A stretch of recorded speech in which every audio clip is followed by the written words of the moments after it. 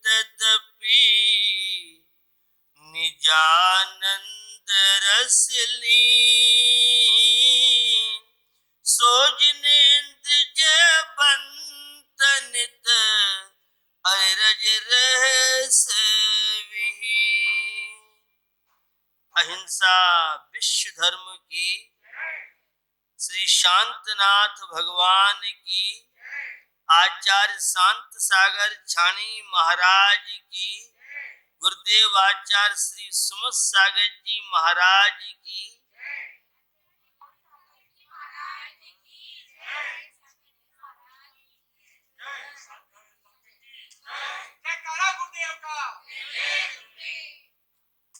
बंधुओं, जिंदगी एक परीक्षा स्थल है और हर व्यक्ति की कहीं ना कहीं किसी न किसी रूप से परीक्षा होती है। हम तो मात्र स्टूडेंट्स को ही समझते हैं वे परीक्षा देने वाले होते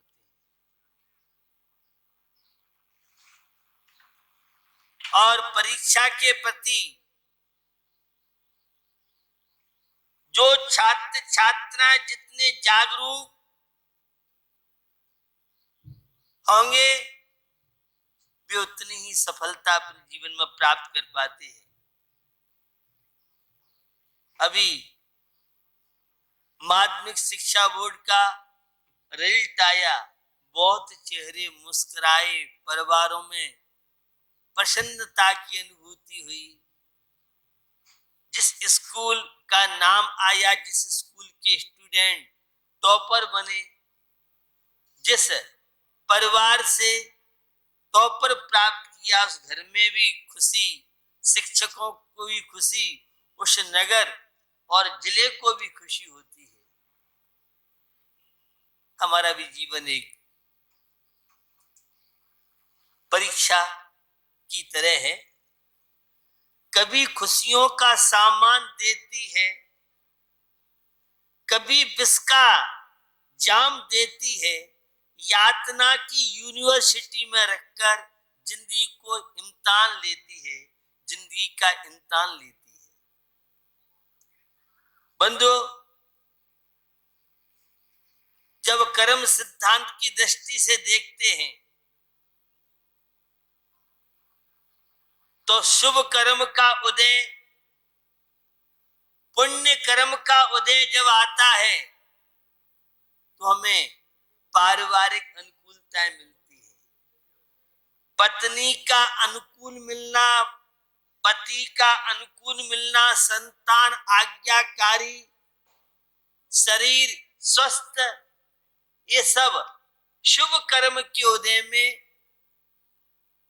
गोमटसार कर्म कांड में नेमीचंद स्वामी से मिले और धबला में अगर हम वीरसेन स्वामी से मिले तो वे कहती हैं जितनी अनुकूलताएं हैं इसमें अंतरंग निमित्त अपने पुण्य कर्म का उदय है। और बहिरंग में आप देख रहे हैं जो भी आपको अनुकूल लग रहा है, और प्रतिकूल स्थितियां, विपरीत परिस्थितियां मित्ररी हो जाए जगत में अशुभ कर्म के आने से। अशुभ कर्म का उदय होता है तो अपने भी पराये हो जाते हैं, और शुभ कर्म का उदय होता है तो पराये भी अपनी हो जाती हैं। यह सांसारिक दशा है। संसार में हर व्यक्ति दुख की अनुभूति कर रहा है। बंधुओं, कभी खुशियों का सामान देती है तो कभी विष का जाम देती है। पुण्य और पाप, धूप और छाया, अनुकूलताएं प्रतिकूलताएं, संयोग वियोग, इसी का नाम तो जिंदगी है। तो जीवन में कभी भी अधीर नहीं होना चाहिए, घबराना नहीं चाहिए।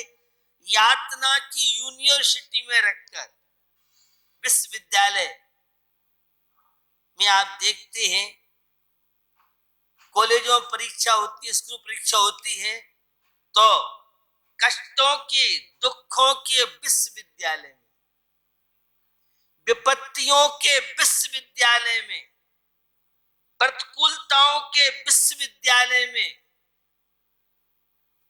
हम सबकी परीक्षा होती है। अब कौन कितना सफल होता है, नहीं होता है, हम सबका जो उद्देश्य लक्ष्य है वह है परमात्मा। और जब तक मंजिल नहीं आती है, नहीं पहुंचते हैं, तब तक तो बड़े कष्ट होते हैं।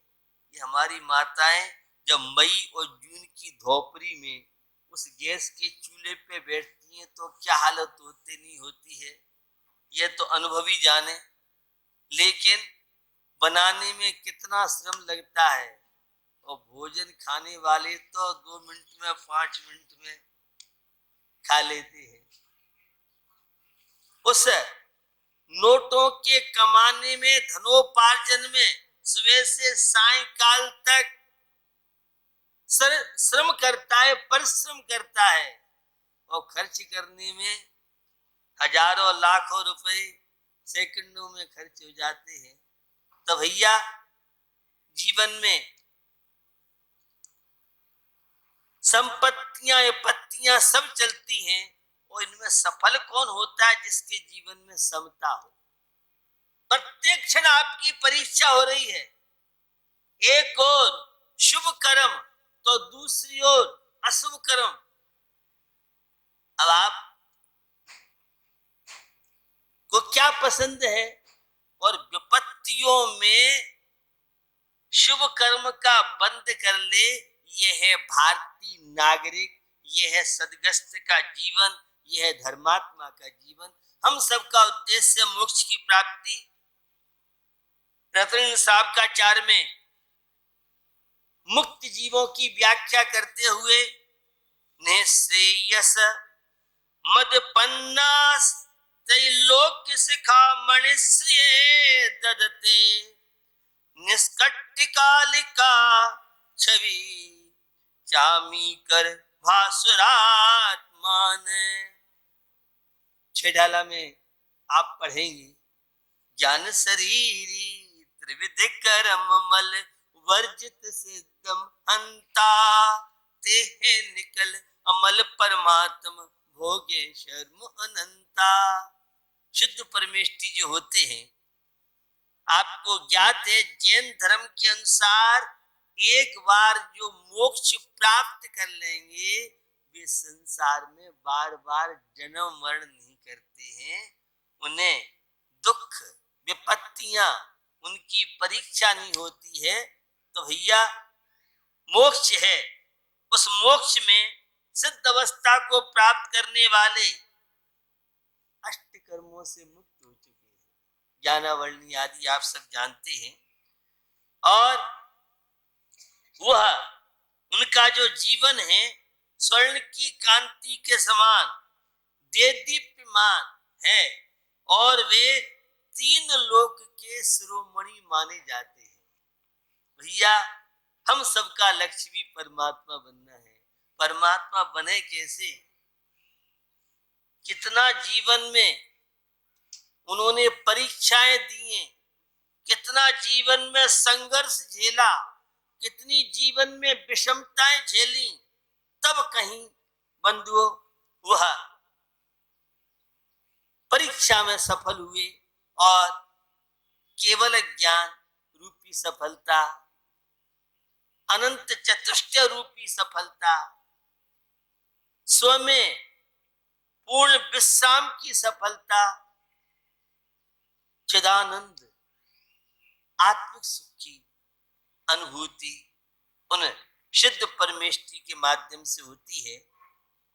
बंधुओं, दुख जीवन का सत्य है, और सुख तो केवल घूंघट की तरह है। संसार का सत्य अगर प्राप्त आप करना चाहते हैं तो संघर्ष, विपत्तियां, समस्याएं, ये आपके जीवन के लिए बहुत शकुन है। आप देखते हैं अंधेरे के बाद उजाले की स्थिति बनती है।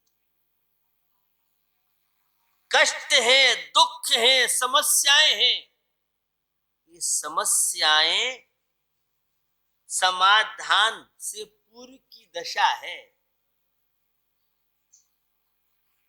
तो ज्ञानी जो होता है, धर्मात्मा होता है, सम्यक दृष्टि होता है, परमात्मा की महिमा जिसने जानी है, स्व से परिचय जिसने किया है, वह जीवन में कभी भी विपत्तियों से घबराता नहीं है।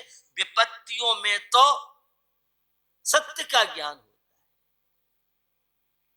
कठिनाइयां जो जो एक कुआं खोदने वाला कुआं खोदता है, चट्टान आती है तो निश्चित पानी का स्रोत। तो संघर्षों से घबराइए मती, विपत्तियों से घबराइए मती, समस्याएं, उलझन। अभी तो सबसे बड़ी समस्या रोज मैं बात करता हूं, वह है कोरोना वायरस की समस्या। निरंतर भारत में संख्या बढ़ती जा रही है।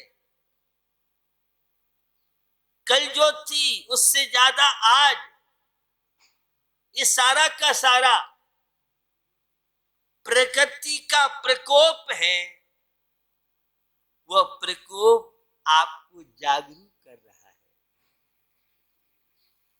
धर्मात्मा तो समस्या को समस्या समझता नहीं है, ये धर्मात्मा की सबसे बड़ी विशेषता है। वो तो विपत्तियों को भी, और ये पंक्ति आपने कई बार सुनी है, ताजी कर देता हूं। दुख से मत घबराओ मेरे साथी, दुख मानव जीवन का संगार है, दुख मानव जीवन का संगार है। सुख में व्यसन प्रमाद भरे, दुख पापों से करता खबरदार है, दुख पापों से करता खबरदार है। सांसारिक जीवन कभी उतार है तो कभी चढ़ाव है। मौसम का परिवर्तन आप देखते हैं, एक सा मौसम हो, कल बारिश और जम के हुई, कई बार हुई, रिमझिम भी हुई। बहुत दिनों बाद जिस बारिश को लेके हमारे किसान भाई आश लगाए थे, तो बहुत प्रसन्नता की अनुभूति हुई। और जब बारिश नहीं हो रही थी तो कितने टेंशन थे, खेती का सारा मामला गड़बड़ा रहा था, फसल सूख रही थी, किसान छाती पे हाथ रख करके बड़े परेशान थे, क्या होगा, कैसे होगा। तो ये सारी संसार की स्थितियां हैं, इन सब में संतुलन बना के रखना यह है बहुत बड़ी उपलब्धि है। तो दुख से मत घबराओ मेरे साथी, ये समय सार है, ये गीता रामायण कुरान बाइबल का सार है, ये धर्म का सार है। दुखों में घबराओ मत।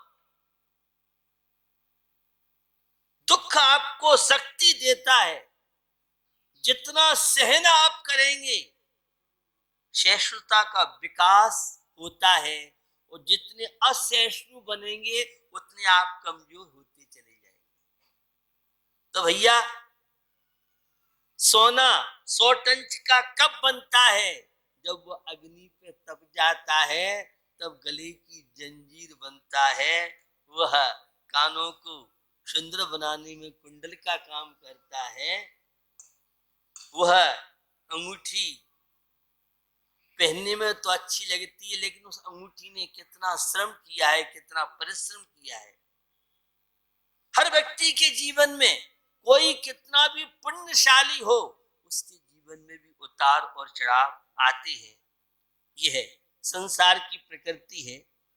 तो बंधुओं, नियति जिसे दुख दे रही है, कर्म का उदय उस दुख में निमित्त बनता है, तो साता और अशाता वेदनी ये निरंतर बदलते रहते हैं।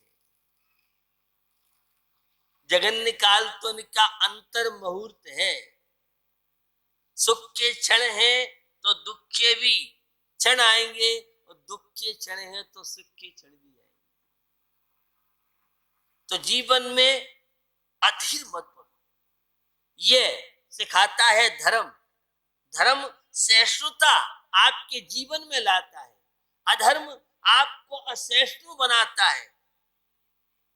धर्म अहिंसा में जीवन आपका बनाता है और अहिंसा सहिष्णुता से जुड़ी हुई है। कठिनाइयों में, विपत्तियों में अगर कोई सहारा है तो अहिंसक जीवन शैली है। तो भैया जिंदगी के इम्तिहान देने में कभी घबराओ मत।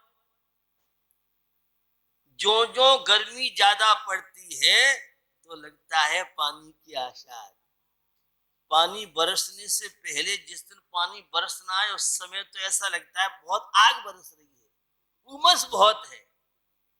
तो उस गर्मी के बाद ही तो ठंड का अनुभव आप करते हैं। तो भैया ये सर्दी और गर्मी, ये मौसम का परिवर्तन हम सबको जागरूक करता है। आप देखिए रानी चेल्ला के जीवन,